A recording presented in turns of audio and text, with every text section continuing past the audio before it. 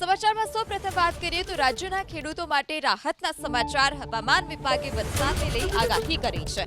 આગામી 1 કલાકમાં મેઘરાજા સટાસટી બોલાવશે।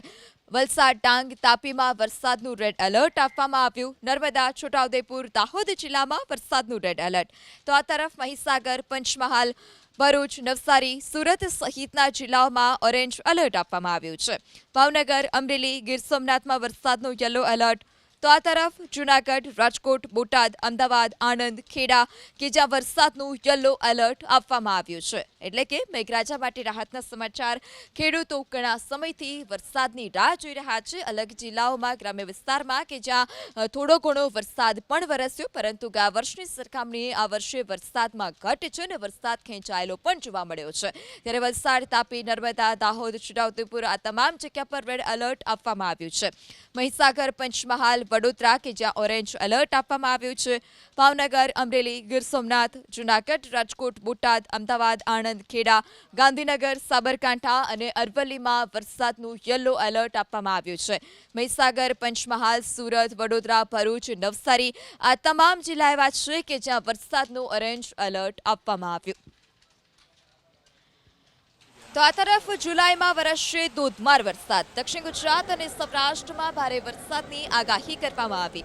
આગામી 7 દિવસ માટે આગાહી કરતા હવામાન વિભાગે દક્ષિણ ગુજરાત અને સૌરાષ્ટ્ર માટે ભારેથી અતિભારે વરસાદની આગાહી કરી છે।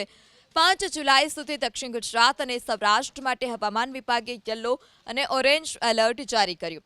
મેઘગર્જના અને વીજળી પડવાની પણ હવામાન વિભાગે શક્યતા વ્યક્ત કરી છે। જ્યારે આજે દક્ષિણ ગુજરાતના વલસાડ, ડાંગ, નવસારી સાથે સંઘ પ્રદેશ દમણ અને દાદરાનગર હવેલીમાં પણ વરસાદને લઈ આગાહી કરી છે। જ્યારે કાલે સૌરાષ્ટ્રના દેવભૂમિ દ્વારકા, જામનગર, રાજકોટ, પોરબંદર, જૂનાગઢ, ગીર સોમનાથ, અમરેલી, બોટાદ અને ભાવનગર જિલ્લામાં વરસાદ વરસી શકે છે।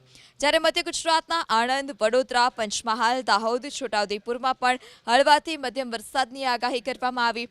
દક્ષિણ ગુજરાતના નર્મદા, સુરત, તાપી, ભરૂચ, ડાંગ, વલસાડમાં વરસાદ ખાબકી શકે છે।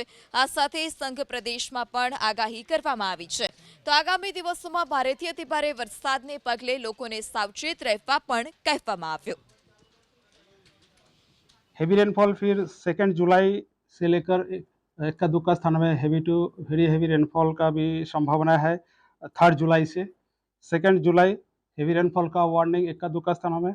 3 से 5 जुलाई heavy to very heavy rainfall इक्का दुक्का स्थानों में दिया गया है। हेवी रेनफॉल जो है वार्निंग येलो कलर में दिया गया है और वेरी हेवी रेनफॉल वार्निंग जो है ऑरेंज वार्निंग के साथ दिया गया है। दक्षिण गुजरात की जो जिला है मेनली इसके लिए दिया गया है। और सौराष्ट्र कच्छ में हैवी रेनफॉल का वार्निंग 3 जुलाई से लिए दिया गया है। इक्का दुक्का स्थानों में जो भारी बरसात का संभावना रहेगा येलो वार्निंग के साथ दिया गया है। તો આ તરફ હવામાન નિષ્ણાંત અંબાલાલ પટેલે પણ વરસાદને લઈ અનુમાન વ્યક્ત કર્યું છે। દક્ષિણ ગુજરાતમાં વરસાદ બોલાવશે રમઝટ। કચ્છ, સૌરાષ્ટ્રમાં મેઘરાજા સટાસટી બોલાવશે। બંગાળના ઉપસાગરમાં સિસ્ટમ સક્રિય થશે 2 જુલાઈથી, જેને લઈ રાજ્યમાં ભારે વરસાદનું હવામાન નિષ્ણાંત અંબાલાલ પટેલે અનુમાન વ્યક્ત કર્યું છે। અંબાલાલ પટેલ મુજબ આગામી 48 કલાકમાં રાજ્યમાં વરસાદ શરૂ થવાની શક્યતા છે। બંગાળના ઉપસાગરમાં સક્રિય થયેલી સિસ્ટમની અંદર અસર 5 જુલાઈથી વર્તાશે, જેથી 5 જુલાઈ બાદ દક્ષિણ ગુજરાત, કચ્છ, સૌરાષ્ટ્ર જિલ્લામાં ભારેથી અતિભારે વરસાદ વરસી શકે છે।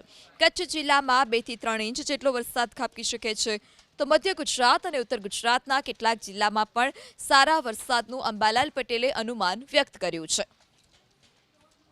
આ જુલાઈ માસમાં લગભગ હમણાં એમજીઓ સક્રિય થવાની શક્યતા રહેતા medium julienne oscillation atmosphere wave જેના કારણે બંગાળ ઉપસાગર સક્રિય થવાની શક્યતા રહેશે અને 1 કે 2 સિસ્ટમોની અસર ગુજરાતમાં થતાં ગુજરાત પણ વરસાદથી તરબોળ થવાની શક્યતા રહેશે। એટલે જેની રાહ જોવામાં આવી રહી છે તે વરસાદ હવે ધીરે ધીરે આવતા વિકટ પાણીની સમસ્યાઓ પણ હળવી થતી જોવા મળે